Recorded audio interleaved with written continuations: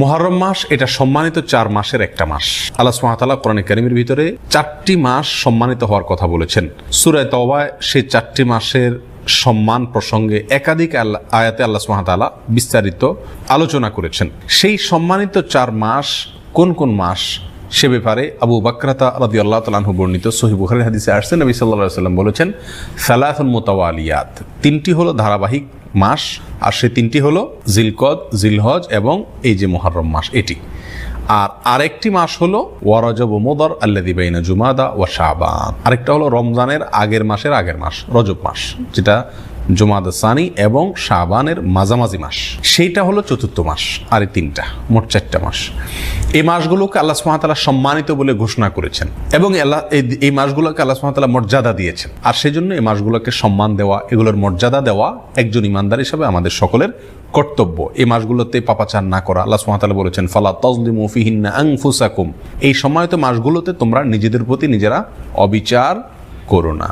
মুফাসসিরিন ইকরামের অনেকেই বলেছেন এখানে অবিচার করা বলতে পাপাচার করা, গুনাহের কাজ করা, অর্থাৎ অন্য সময় গুনাহের কাজ করা তো জঘন্য, এই সম্মানিত মাসে গুনাহের কাজ করা, পাপের কাজ করা, অন্যায় করা আরো বেশি জঘন্য। কারণ একটা অন্যায় কাজ একজন সম্মানিত মানুষের সামনে করা এটা ডবল অন্যায়। সম্মানিত মানুষের অসম্মান হয়, আবার অন্যায় কাজ করা হয়। এই জন্য এই মাসগুলোতে অন্যায় থেকে বেঁচে থাকার জন্য বিশেষভাবে চেষ্টা করা দরকার, সচেষ্ট থাকা দরকার।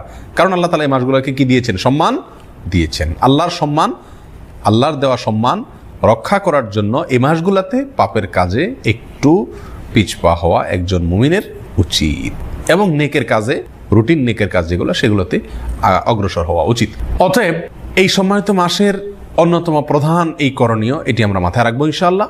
এই মুহররম মাস আবার সম্মানিত মাসগুলোর ভিতরে অনেক উলামা ইকরামের মতে সবচাইতে শ্রেষ্ঠ। সম্মানিত যে 4টা মাস আছে তার ভিতরে সবচাইতে শ্রেষ্ঠ এবং রমজানের পরেই মর্যাদার বিচারে শ্রেষ্ঠ মাস হলো এই মুহররম মাস।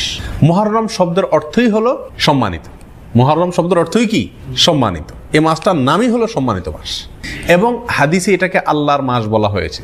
সব মাসই আল্লাহর, সব দিনই আল্লাহর, সব সময়ই আল্লাহর, কিন্তু এটাকে হাদিসে নবী করিম সাল্লাল্লাহু আলাইহি সাল্লাম শাহরুল্লাহ, সহিহ মুসলিমের হাদিসে শাহরুল্লাহ বলেছেন, অর্থাৎ আল্লাহর মাস। আল্লাহর দিকে সম্বন্ধ করে এই মাসটির মর্যাদা আরো বৃদ্ধি করা হয়েছে। এই জন্য সম্মানিত 4 মাসের ভিতরে আবার এই মুহররম মাসের সম্মানটা তুলনামূলক বেশি। সেই জন্য এই মাসটার প্রতি আমরা বিশেষ খেয়াল রাখবো ইনশাআল্লাহ। প্রিয় ভাইরা, একটা কথা আমরা বারবার বলে থাকি, সেটা হলো সম্মানিত মাস কখন আসে কখন যায় আমাদের দেশের সাধারণ মানুষ বেশিরভাগ লোক জানেও না। আপনি যদি বুঝতে পারেন যে এই যে চাঁদটা উঠতেছে সামনে, এই মাসটা সম্মানিত মাস, তাহলে আপনি ওই মাসের সম্মান দেখানোর চেষ্টা করতে পারেন। কিন্তু আপনি টেরই না পান কখন মাস আসলো কখন গেল, কোনটা সম্মানিত কোনটা সাধারণ, তাহলে তো আপনি সে মাসের সম্মান দেওয়া, মর্যাদা দেওয়ার সুযোগই পাবেন না। এই জন্য এই ধারণাটি বিলুপ্ত হয়ে গেছে, যেহেতু সমাজ এটার ব্যাপক প্রচার করা দরকার যে বছরে হিজরি বর্ষের 12টি মাসের মধ্যে 4টি মাসকে আল্লাহ তাআলা সম্মানিত ঘোষণা করছেন কোরআনে। খুচরা কোনো বিষয় কোরআনে থাকে না এবং সেই সম্পর্কে আল্লাহ তাআলা বিশদ বিবরণ দিয়েছেন, সম্মান কিভাবে আমরা দেখাবো, পাপাচার করা যাবে না ইত্যাদি, যুদ্ধ বিগ্রহ করা যাবে না। এবং এই সম্মানিত 4 মাসের বিস্তারিত বিবরণ নবী করিম সাল্লাল্লাহু আলাইহি সাল্লাম সহিহ বুখারীর হাদিসে বর্ণনা করেছেন। অতএব একজন মুসলিম হিসাবে আমাদের কর্তব্যের অংশ হলো এই মাসগুলো যখন আসে বিশেষভাবে নড়ে চড়ে বসে সম্মান করা।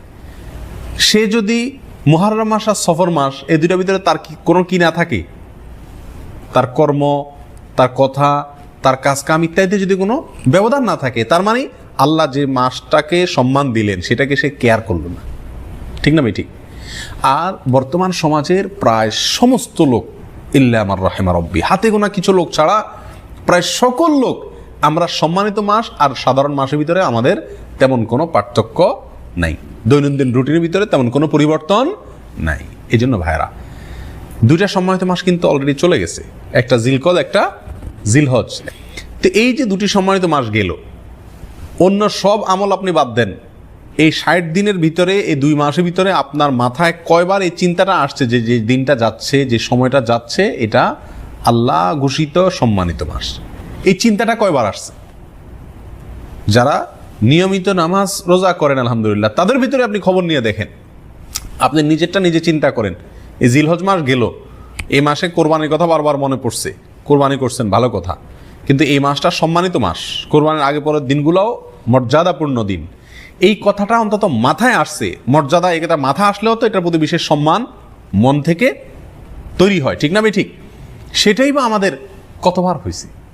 এর উত্তরে আমার মনে হয় বেশিরভাগ লোক বলবেন যে একবারও হয়নি। কি বলেন, আপনাদের কয়জনের মনে পড়ছে যে এটা সম্মানিত মাস? বলেন। একজন পাওয়া গেছে।